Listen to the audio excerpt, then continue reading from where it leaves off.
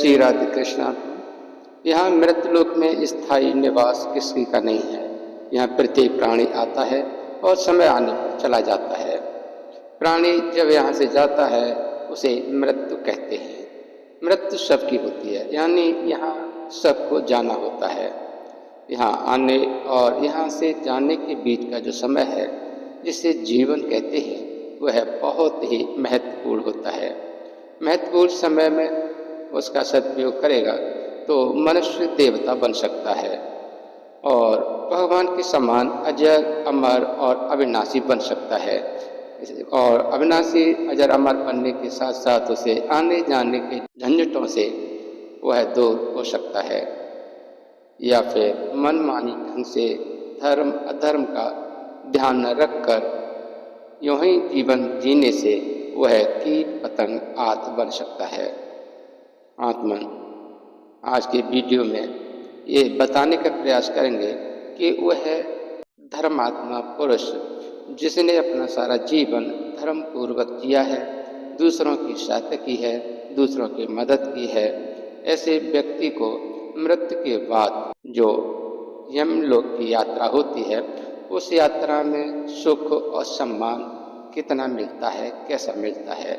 श्री सनक जी ने नारद जी से कहा कि ब्रह्म सुनिए, मैं अत्यंत दुर्गम यमलोक के मार्ग का वर्णन करता हूँ।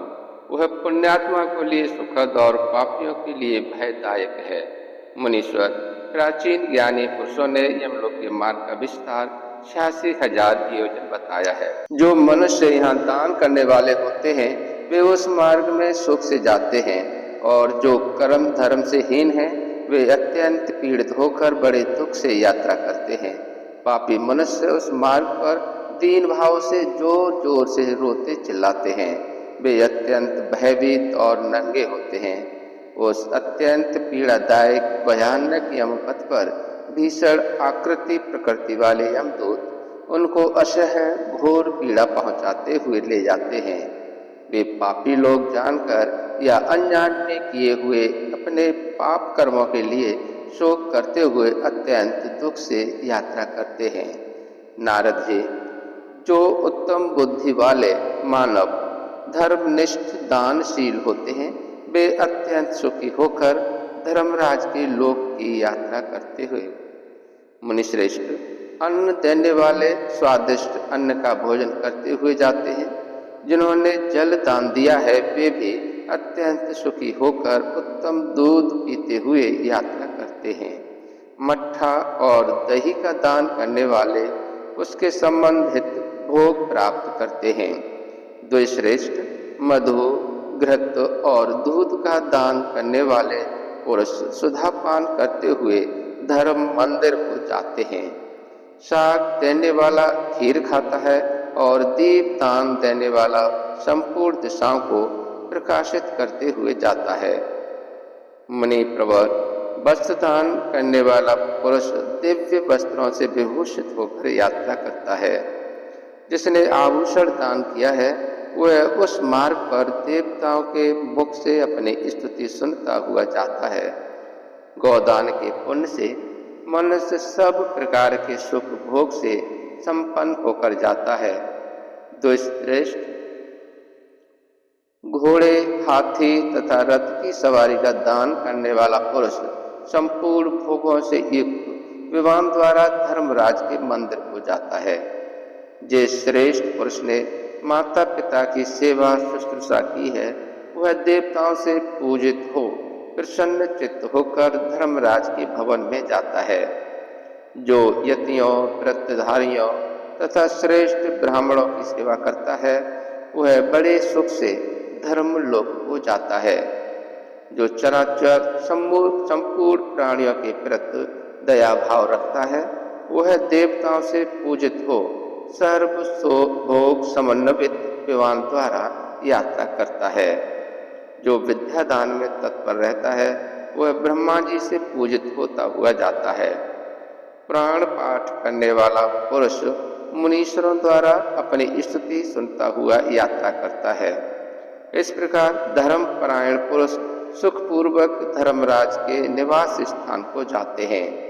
उस समय धर्मराज 4 भुजाओं से युक्त हो, शंख चक्र गदा और खड्ग धारण करके बड़े स्नेह से मित्र की भांति उस पुण्यात्मा पुरुष की पूजा करते हैं और इस प्रकार कहते हैं, ये बुद्धिमानों में श्रेष्ठ पुण्यात्मा पुरुषों, जो मानव जन्म पाकर पुण्य नहीं करता है वह पापियों में बड़ा है और वह आत्मघात करता है।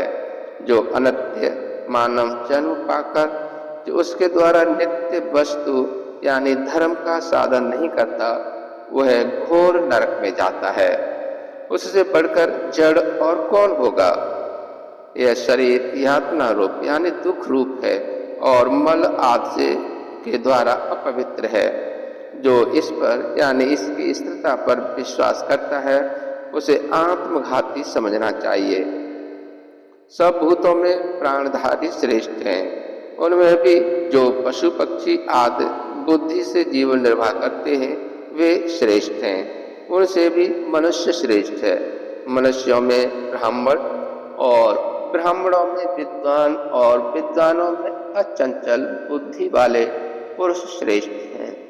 अचंचल बुद्धि वाले पुरुषों में कर्तव्य का पालन करने वाले श्रेष्ठ हैं और कर्तव्य पालकों में भी ब्रह्मवादी यानी वेद का कथन करने वाले पुरुष श्रेष्ठ हैं। ब्रह्मवादियों में भी वह श्रेष्ठ कहा जाता है जो ममता आदि दोषों से रहित हो। इनकी अपेक्षा भी उन पुरुष को श्रेष्ठ समझना चाहिए जो सदा भगवान के ध्यान में तत्पर रहता है। इसलिए सर्वथा प्रयत्न करके सदाचार और ईश्वर की भक्ति रूप धर्म का संग्रह करना चाहिए। धर्मात्मा जीव सर्वत्र पूजित होता है, इसमें संशय नहीं है।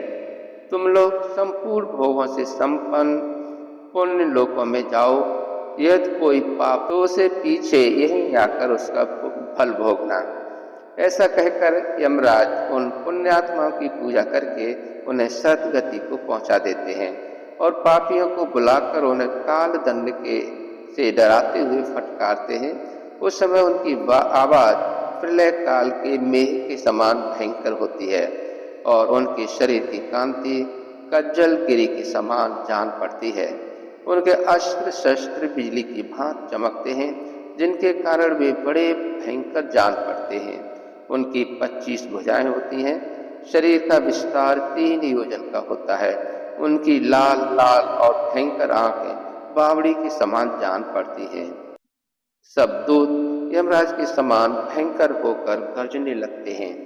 उन्हें देखकर पापी जीव थर थर कांपने लगते हैं और अपने अपने कर्म का विचार करके शोकग्रस्त हो जाते हैं।